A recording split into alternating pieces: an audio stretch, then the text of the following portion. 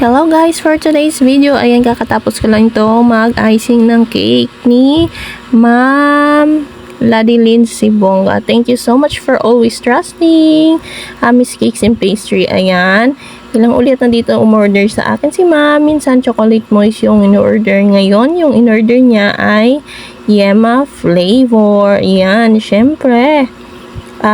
Masarap din tong chiffon cake ko na Yema flavor at saka OB flavor. Syempre, mas masarap yung gumagawa. Charot.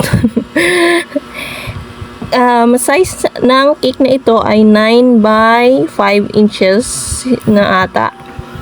Or 5 and a half.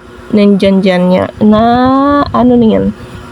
At nalagyan ko ng dowel na sago straw na 5 piraso at barbecue stick para safe na i-travel itong cake na ito patungong city. Actually, yung cake na ito ay para dapat sa May 22 na ito. Pero sabi ko kay ma'am, di-deliver ko bukas kasi alam nyo na, ako ay nakunan.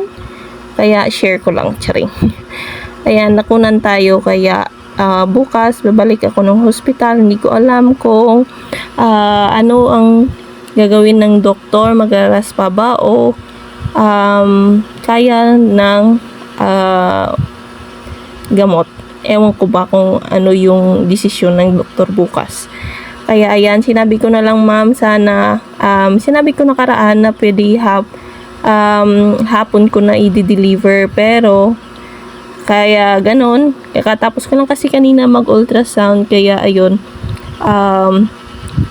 nakita doon na medyo marami pang dugo sa mattress ko na naiwan, kaya hindi ko sure kung ma-admit tayo o hindi. Kaya ayan, in advance ko na kaysa sa hindi magawa yung cake, kasi be professional naman guys, diba?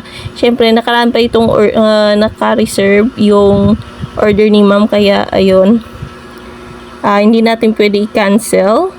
Ang sama naman natin pag kinancel, diba? Kahit ano, may nararamdaman tayo, pero dapat customer is our priority. Top priority natin yan. Bahala na yung health. Charot. Siyempre, importante din yung health natin. Kaya ayan. Back to cake na naman tayo. Ayan. Ginawa ko tong castle na ito.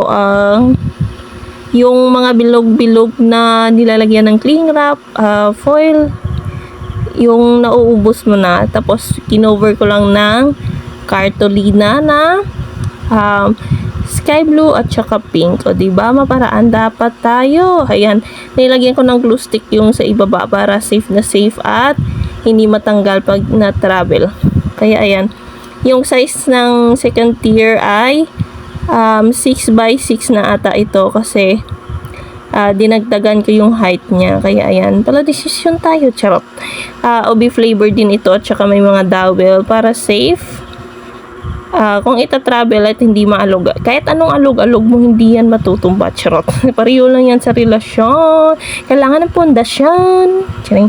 Ayan, dahil pala decision na naman tayo sa preference is dapat yung kulay pink yung mga flowers, pero dahil pala sa decision tayo, ayan, ginanyan ko yung mga kulay na bulaklak.